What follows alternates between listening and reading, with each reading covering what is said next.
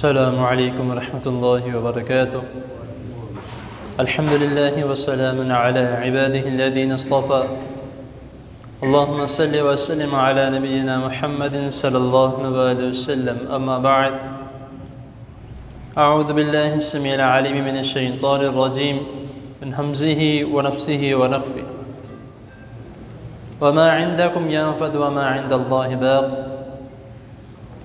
صدق اللہ العظیم۔ حضرات محترم، اللہ رب العزت نے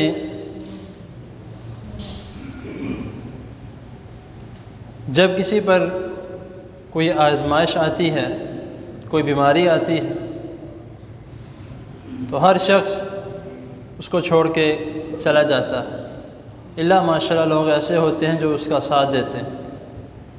لیکن اللہ تعالیٰ جب اپنے بندے کو کسی آزمائش میں مبتلا کرتے ہیں تو تب بھی اس کا ساتھ نہیں چھوڑتے۔ اس کو آزمائش میں مبتلا کرنے کے بعد بھی اس کو حل بتا دیتے ہیں کہ اگر تم بیمار ہو تو یہ عمل کر لو، اس طرح سے کر لو تو تم ٹھیک ہو جاؤ گے، آزمائش میں ہو تو اس طرح کر لو تمہاری آزمائش دور ہو جائے گی، تنگ دستی ہے، فقر و فاقہ ہے تو یہ عمل کر لو تمہاری تنگ دستیاں بھی دور ہو جائیں گی۔ یعنی اللہ رب العزت نے انسان کے مصائب میں بھی اس کا ساتھ نہیں چھوڑا، جس طرح کا بھی حالات ہو۔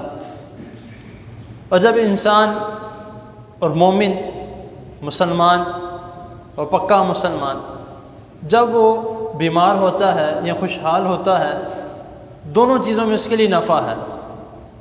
وہ کس طرح سے کہ ایک مومن جب بیمار ہو جاتا ہے تو اس کے لیے نفع اس طرح ہے کہ حضرت عبداللہ بن مسعود رضی اللہ تعالی عنہ بیان کرتے ہیں کہ نبی کریم صلی اللہ علیہ وسلم نے فرمایا کہ جب کسی مسلمان پر کوئی تکلیف آتی ہے یا وہ بیمار ہو جاتا ہے تو اس تکلیف، اس بیماری کے بدلے اللہ تعالیٰ اس کے گناہوں کو اس طرح گرا دیتے ہیں جس طرح ایک درخت اپنے پتوں کو گرا دیتا ہے۔ یہ صحیح بخاری کی حدیث ہے، حدیث نمبر 5660 5660 میں۔ تو اب مومن کے لیے نفع بخش کس طرح ہے؟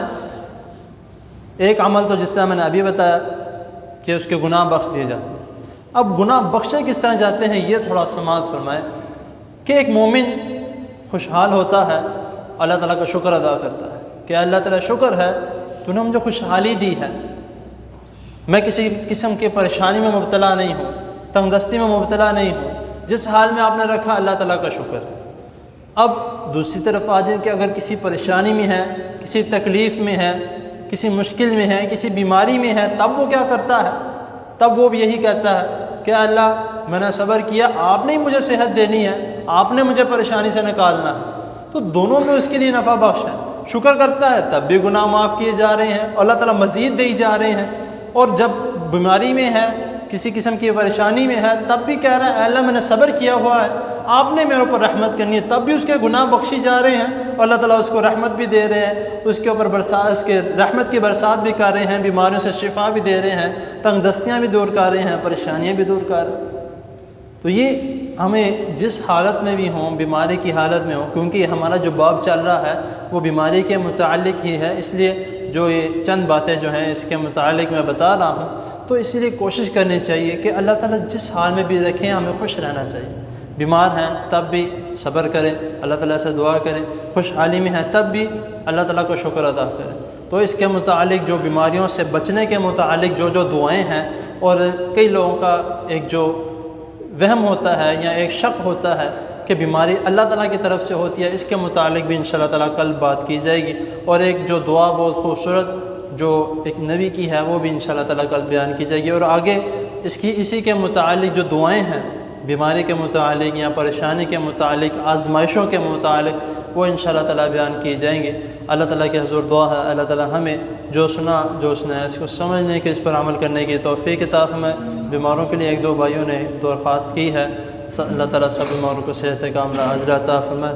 الحمدللہ رب العالمین والعاقبۃ للمتقین، اللهم صل على محمد وعلى آل محمد كما صليت على إبراهيم وعلى آل إبراهيم إنك حميد مجيد اللهم بارك على محمد وعلى آل محمد كما باركت على إبراهيم وعلى آل إبراهيم إنك حميد مجيد.